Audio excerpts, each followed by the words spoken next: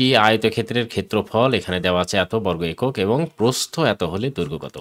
আচ্ছা, এই দুইটা জিনিস কিন্তু দেওয়া আছে। সেক্ষেত্রে আমরা ১ নম্বর অঙ্কটি যদি করি এরকম লিখব যে ক্ষেত্রফল, আয়তক্ষেত্রের ক্ষেত্রফল দেওয়া আছে, সেহেতু ক্ষেত্রফল লিখে নিয়ে একক, এটা আবার ব্র্যাকেট দিলে কিন্তু ভালো হয়। হ্যাঁ, ব্র্যাকেটেতে বর্গ একক। প্রস্থ এখানে দেওয়া আছে, তাহলে এখানে লিখে নেব যে প্রস্থ কত 8ab। এটাও ঠিক একই রকম বর্গ একক, সরি এটা বর্গ একক না, এটা জাস্ট একক হবে, একক। আচ্ছা, এখন এখানে বলছে দৈর্ঘ্য কত।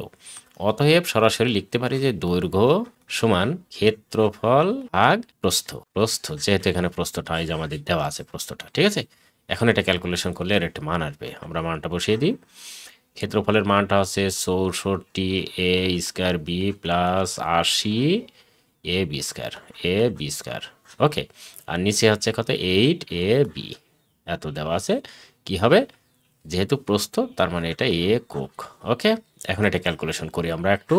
ক্যালকুলেশন করলে হয় হচ্ছে এই জায়গাটা আমরা 8 কমন নেব, 8ab কমন নেব। হ্যাঁ, 8ab কমন নিলে থাকে 28টা 64, তার মানে 8 থাকে। আর এ হচ্ছে 2টা, এখানে একটা, তার মানে এ থাকে একটা, আর বিবি কেটে যায়। প্লাস এখানে 8 10 80, তার মানে এখানে হবে 10, আর এখানে এ চলে যায়, বি 2টা, বি একটা থাকে, আর এই জায়গায় নিচে আছে এটা এ বি। এখন এইটা আর এটা কেটে গেল, সুতরাং আমাদের উত্তর হয়ে গেল 8a + 10b, এত একক। এটা হচ্ছে উত্তর আমাদের।